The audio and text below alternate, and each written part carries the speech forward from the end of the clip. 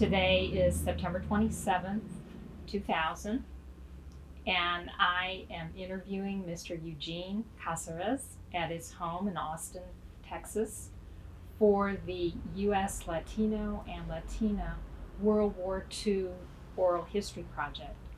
Mr. Casarez, thank you very much for participating in this project. You're welcome. First of all, I'd like to ask you to tell me about your childhood, your daily life as a child, your family as a child. Well, let's see, there was six of us. Six of us living. Now there's only, Sisters. I got two sisters and three brothers. Five. And then one adopted brother. Robert. By the way, we have to correct that too, to Robert. And basically, we just went to school here at Guadalupe Church from first grade to 8th, and that's as far as I got. Then around. You were an altar boy there. Yeah, I was an altar boy there since we were kids, altar boy, and participated in catechism and all of that. And then, of course, all of us made our first communion. And we were baptized there in the same church. And confirmation was in the same church. Because at that time, there was only the Guadalupe Church. That was the only one. And where did you live? We lived here at 1105 East 9th Street in Austin, Texas here. And your parents? My parents lived there with us. And who were your parents? Abraham Casarez and Eugenia Casarez. They were my parents, my mother and father. The house is still there. And The house is still there. My sister lives there now. Okay. and where were your parents born? My mother was born in San Luis Potosí, and my father was born in Saltillo, Coahuila. It's Coahuila, ¿verdad? And what about you? Where were you born? I was born here in Austin, Texas. And what was the year? January 13, 1923. What sorts of things did you do as a child in your family? What kind of pastimes? What was your daily life like? Our daily life was just playing, I guess. And then we used to go fishing too. When we were, a little bigger, we went fishing there. It was, Town Lake was just a little path. We would go there to fish. It's nothing like it is now. Did you go there with your whole family? Well, my family, my brothers. My father never did go fishing. My mother didn't either, but we did. We used to like that. And, go just about every day and do some fishing and come back, and Mama would fix it for us. And how did she fix it? Well, she just fry it, just like that, on the grill on top. And that's it. And what did your father do? My father, he was working for the Austin Concrete Company. He used to make pipes out of cement. They had those big round machines, and then they put the cement would come in on the chute, and the machine would just make them around and then just push them away until they dry. And him and my uncles did that. Two uncles. And what about your school? You mentioned that you went to Our Lady of Guadalupe. Guadalupe School. How long did you stay in school, and how did you get to school? Well, we were. What was the school day like? Well, the school was wonderful. It was wonderful because we just walked from home to school. It was only a block. I'd say 2 blocks to school. We would walk to school. It's every day. We had nuns. And we had nuns at that time for teachers. They were strict. They were strict with us. I mean, Holy Cross. you wouldn't get out of line because they had the power to slap you down. Pow! They slapped. They did. Was the school? Was it all Mexican Americans, or was it a segregated school, or were there Mexican? Anglos? Mexican Americans, all of them. Girls and boys. And what sorts of subjects did you learn in school? Well, mainly was English, Spanish, and math, Mhm. history, Yeah. geography, and all of that. And that's what we learned in school. Of course, I didn't learn very much because I only went to the 8th grade. But the rest is experience. You learned a lot. There, and thank God I have never been out of a job ever since. I've worked all my life. What memories do you have from your childhood of any important historical events that occurred when you were a child? Well, it's historical events. It's Well, you what? went through 2 anniversaries of mommy and daddy. Yes, that's right. 25th and The 25th, and the 50th. my father wedding anniversary, and also the 50th wedding anniversary. Mhm. Those two are historical for me. Right. For my father and mother, and let's see. And the rest, well, just working in a bakery where I learned how to bake. In fact, the place is still there. Let's. You were working in a bakery. What were you doing in the early 1940s? Were you working in the bakery? Working in a bakery. Okay, so was that your first Well, job? my first job was in the bakery. My second job was in the optical business. We started back in 1939. We started that. So first was in a bakery. First- What bakery did you work in? Surprise Bakery is the name of it.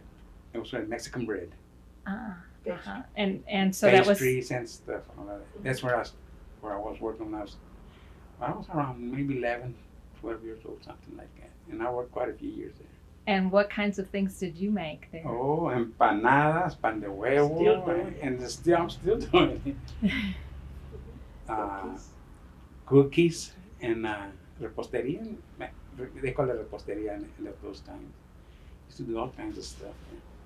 And so how long did you work in the bakery? Oh, I worked about, let's see, up until I quit there in 1938. And then we went into the optical business in 1939. Did Yeah. you have any obstacles or problems entering the optical business? No, because we had 2 good teachers there that taught us how to grind the lenses from friends. scratch. See, we used to use our rough blank, and then we used to grind them from both sides, put the prescription in it. Those torsos were like concave and convex. They were the torsos. And we used to use cover on them and stuff to grind the lenses with. And that's how we started back in 39. And then I worked there I worked there till I was in 1939, 40, 41, 42, and then we were drafted into the U.S. Army. Drafted in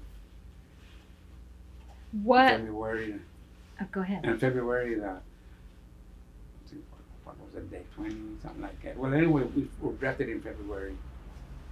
Were all of y'all drafted at the same time?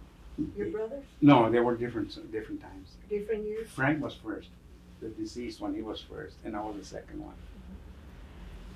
Do you recall what you were doing the moment when you heard that the United States had entered the war? Well, the only thing that we were working at that same time. And when I got the papers that I was drafted, we signed the papers and all of that, and I had to tell my bosses, the U.S. Army wants me, so Okay. he says, okay. What You can go. branch of the military were you in? With medical, 35th General Hospital, medical. It was in the medical field, put it that way, Okay, in the Army. in the Army. And tell me about your training camp and when you went. Well, first we went to San Antonio. We were inducted there. What's the name of that? What's that? Yeah, Fort Sam. We went to Fort Sam. We were inducted there, and they gave us a nice haircut. Long. And then we just stayed there a couple of days, and then from there on they dispersed us. I went to Camp Barkley for training, 13 weeks of training, and out in hot sun in the fields and everything. That was a must. Then after that, when we got through training, they put us in a different. They went through our records, and they saw what I was doing. Then I started it with the eyeglasses, but then they looked at the bakery business too. So that's when they said, well, no, we need you in the kitchen. So they put me in cooks and bakers. So I went into the kitchen, and that's all I did ever since I went in there. And then from there we went to, there was Camp Barkley. From there we went to New Orleans and did some more training. And also I went in the kitchen there for more training and all that. After New Orleans, we came back to Camp Barkley to recruit more men. I guess I forget how many men we needed in the hospital there. It was a general hospital. It's a big outfit. And where were you stationed when you? Well, came back to Camp Barkley from New Orleans to Camp Barkley. No, wait a minute, I'm sorry. From Camp Barkley, we went to Fort Sill, Oklahoma. Uh-huh. Yeah, we took more training there. Now from Oklahoma, we went to New Orleans. And then from New Orleans, we came back to Camp Barkley, and from there we shipped out to San Francisco. What was the trip like? It was on the train. It was Uh-huh. nice. The trip was nice on the train. It took about 24 hours to get there by train. And so then you shipped out from San Francisco Yes. to New Guinea. We're from San Francisco, went to New Guinea on the ship. And what was that trip like? That trip was good for 17 days and 17 nights in that water. They were zigzagging on account of submarines, enemy submarines. They were around there. They had to zigzag in other words, go all the way around, and that's why it took us so long to get there. But once we got there, it was good. We just hit the jungle. And what did you do on the boat on that? On the boat, I helped the Navy boys bake some bread for the troops and all of that. And that was every day. You could see that when the boat was leaning, everything was fine. There went the dough. No, just a little bit, The bread would come out a little bit crooked, but it's all right. It was still edible. And once you got to New Guinea, we set up our tents. It was just a playground. Set up our tents to sleep and all of that. So, and like I said, we were cooking with those big stoves that they carried with us. They carried everything. So you were cooking out of a tent. Well, we were cooking outside. We lived in tents, but they were cooking outside in the open. Uh-huh. And then after that, from there on, they were just where we got there. After that, we just lasted, I would say about 3 or 4 months there. And then we went to Leyte, New Guinea. Over there, they already had a kitchen built for that. And there was some more training there for all the men, for the nurses and all of that. We had a bunch of nurses and officers in the medical field. And then from there, that's where I was in Leyte, New Guinea, those pictures there where we were baking. We were baking for for 400 or 500 people there that we had. It's a big outfit. Then from there on, they shipped us to Luzon, Philippines. To Luzon, way out there in the corner of Luzon. Nice. Over there, they did have a hospital set up and everything already. And what was the hospital called? It was the 35th General Hospital. It was a big one. They had something like barracks, but screened off only. They didn't have no walls or anything, just a few of them. But then we had screens on account of the mosquitoes and all of that. So you were the baker for the hospital. We were baking there. We used to work nights. And what sorts of things did you bake for the Well, we troops? used to bake pies, donuts, everything that's in the bakery. They had a mess sergeant that would write out the menus. And then we used to work just at nights. And then before we got out of there, we would have to fix. Excuse me. We would have to fix the menu they had for in the morning. Whatever, if it was pancakes, eggs, or whatever it was, we had to fix it up for the cooks to come in and do it, because the troops were coming in to eat breakfast, and also for the patients. See, because they would bring in the patients from the front. They would bring them The to the wounded hospital. people? Yeah, the wounded Wounded? patients, and some were dead too. They bring them in dead too. They put them in a. They were performing autopsies there on a big tent there, and then they ship them out. And basically, that's what we did in in Luzon. Is there anything else from your daily life there in the military? Well, after- how are you treated? But we By- were treated fine. Yes, we were treated fine. They were all real nice to us. They weren't. Everybody in your division? And division treated was you real well. good. Everybody was treated real nice. And that's what we used to do. Sleep during the day till about half a day or so. We'd go to a recreation center to play pool and whatever, just to break the monotony. Drink beer. They did have beer all the time. Called Rupert. I think it was a German beer or something. Uh-huh. We used to You drink drank it beer. anyway. And then we'd come back and, sleep a little bit and then get ready to go to work at night. It was 7 days a week. Every day work. How many hours did you work? Well, we would start right after supper. Uh-huh. Say around 6, worked all night till 5, 6 in the morning. Uh-huh. And then you slept in the day? Did you Yeah, have, slept in was, daytime. was it difficult to do that? No, you get used to it. Uh-huh. You get used to it. And how many cooks were there for this hospital? Well, it's Or how many bakers? bakers. There was 4 of us only. Uh-huh. 4 of us. And how big was the hospital? It was a 500 bed. 500 beds. It's a big one. See, they would bring the patients in there, and then we had to make enough to feed them and all of that. What did your family and friends think about your going into the military and about World War II in general? They What? cried. Well, all of my friends, they all went with us. There's 4 or 5 friends that they're still alive here, and we all went together.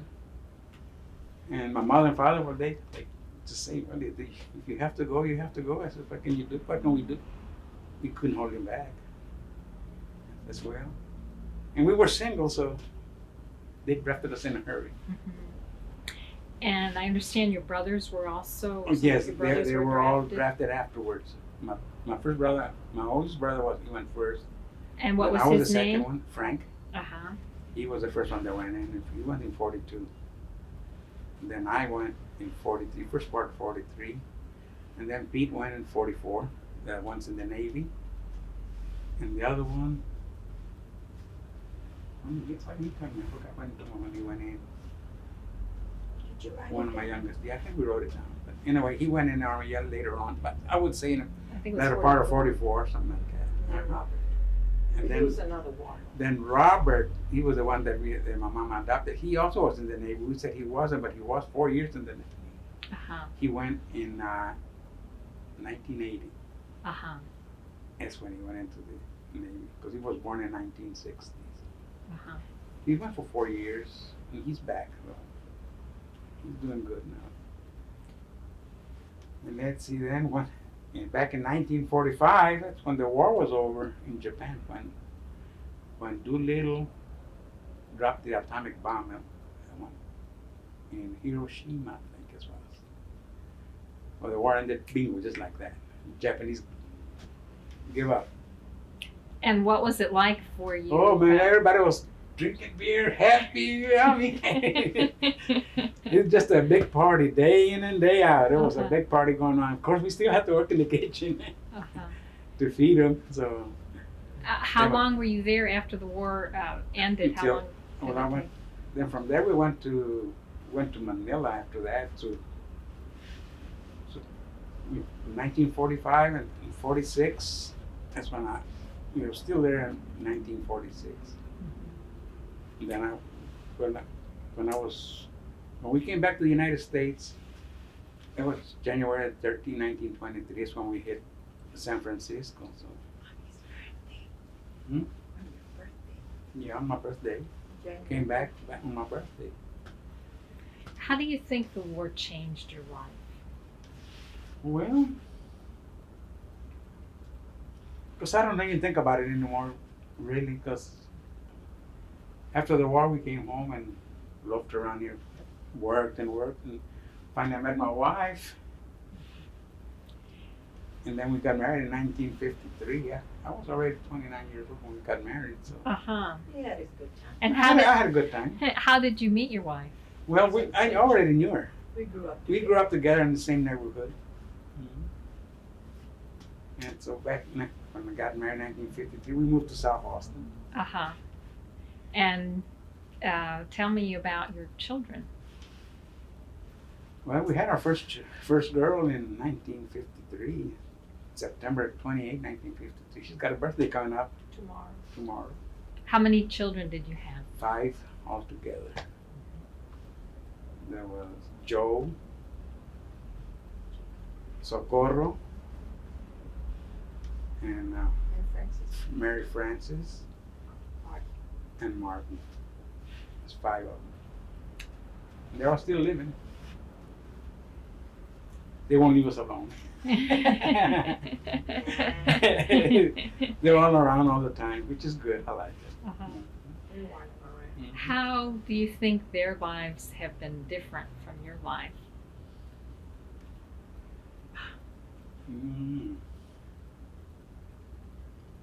Well, when we brought them all up, they all graduated from high school and they all went their way.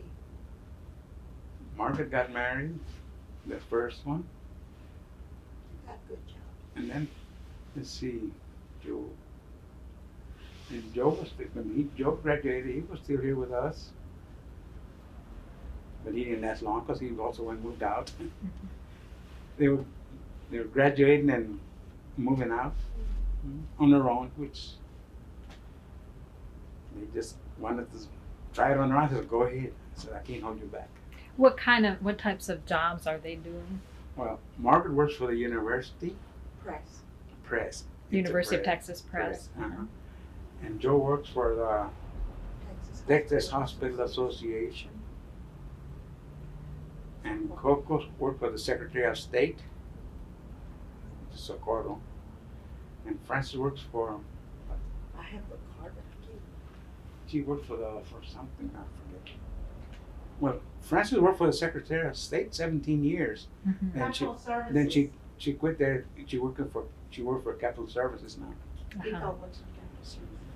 And Marty, well, he works for the ACR, air conditioning and refrigeration. He's a sales manager there. Great. And fixes? Yeah, he fixes air conditioning. I don't have no problem with air conditioning. Every time I come and fix it. Let's talk some more about your work after the war. When you came back to the United States, where did you go? And well, when we went back home for that house is 1105 East 9. To Austin, Texas. To Austin, Texas, and came back. And it's. And what about your job? Did you? Oh, I came back to the same job, to the optical business. So they held your job? Oh, for yes, you? Yes, they held it, and I took more training there in the optical business, and I'm still at it. To what do you attribute your success in your job? Well, learning how to read prescriptions, RXs, and all of that for the eyeglasses, fit glasses, take measurements and all. How to get in. We got a lot of satisfied people. Because I've been doing that for about 60 years now, and I'm still at it. So. That's wonderful. All of my girls wear glasses, and my boys, and my wife, and granddaughters.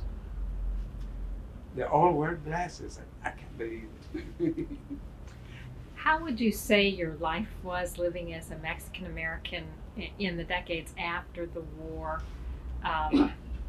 Some people think that there was an improvement. Some people there was debate an whether there was an improvement. improvement. There was an improvement, but there was still some discrimination on these little towns.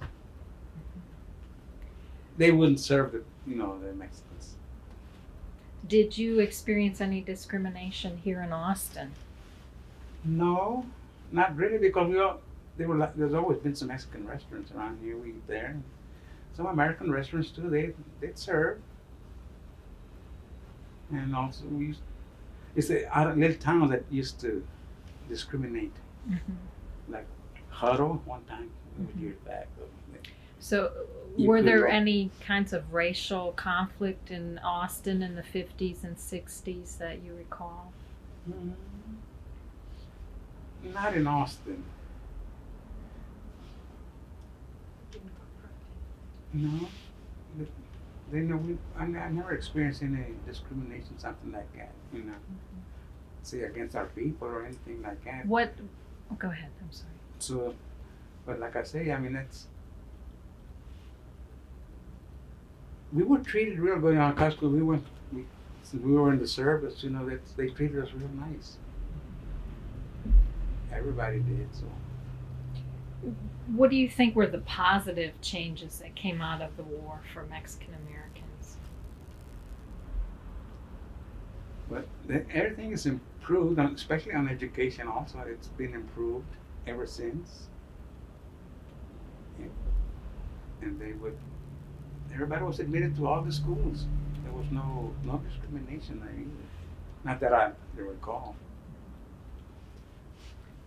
Do you have what memories do you have of the Chicano movement, and how do you think that has helped Mexican Americans, or has it helped Mexican Americans? Well, the only thing they've had meetings like Cesar Chavez, he did a lot for the Mexicans, and it seemed like it's getting better and better. Now they're after our votes. More communication. Huh? More communication. Yeah, more communication. Yeah, What problems do you think still exist for Mexican Americans?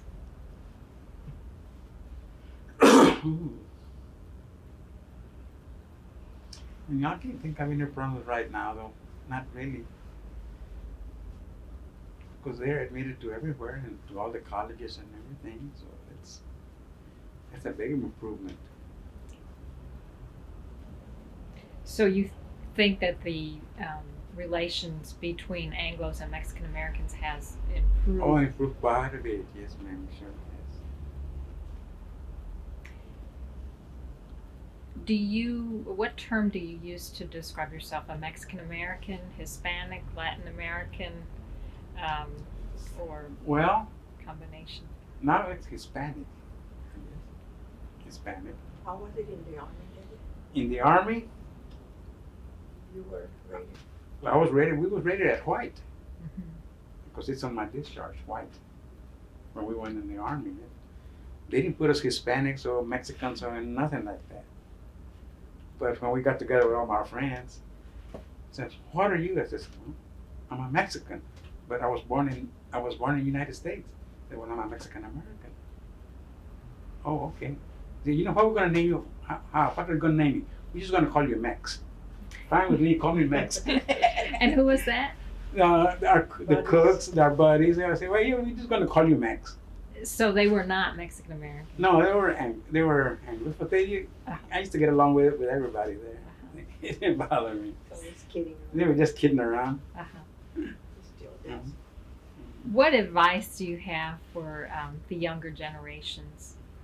Well, for these younger generations, keep on in school, because we didn't go to school, but I do urge for young people to go to school, finish high school, especially high school, and also if they can afford it, go to college. None of mine wanted to go to college, and I could afford it. I said, "Look, I'm working, I'm making good money. I want you all to go to college." "No, Daddy, I am not going to go to college." "Fine, then get yourself a job then." Well, maybe when they get older. Well, they got a good job now. They're all, like Socorro for Secretary of State. She's been there 25 years. Now her daughter. She's going to ACC. Now her daughter's going to ACC. And the other ones, well, Margaret, one girl's she's still in high school, my oldest daughter. And Frances is working for that. She worked for Secretary of State for 17 years now. She's with the Capital capital work, whatever it is anyway. But then they're all got good jobs. Mm-hmm. Can't complain about that. Is there anything else that you would like to add to your interview? Anything that, any final words you would like to leave us with? Well, Very active. San I Jose. would like for all Catholics, especially the children, to get active in the church. Or even if it's not a Catholic church, get active in the church. That will help them a lot. It did help me a lot, quite a bit, in my wife and mine. So they can just, at least once a week. So you've been active in San Jose San Parish? Jose since 1953, and Guadalupe before. Uh-huh. So right into that, I've been in my church ever since. And what sorts of things do you do at San Jose? At San Jose, I'm just the usher. And help them out. I used to help them out on the Jamaicas, Uh-huh. cooking, that's usual. But then I quit. And what I'm getting sorts of older. things did you cook for them? Mexican dinner. Uh-huh. Which- Arroz con frijoles, gallina, enchiladas, all of that. We used to cook that for the bazaars. And for how many people? Well, we used to make at least 500-600 plates so that people would come and eat. Well, you know how the Jamaicans get there, and we would sell it all. And how long did it take you to cook for 500 We started early in the morning, about 2-3 o'clock in the morning, start cooking. Cook with batches. And you cooked? Uh-oh, yeah.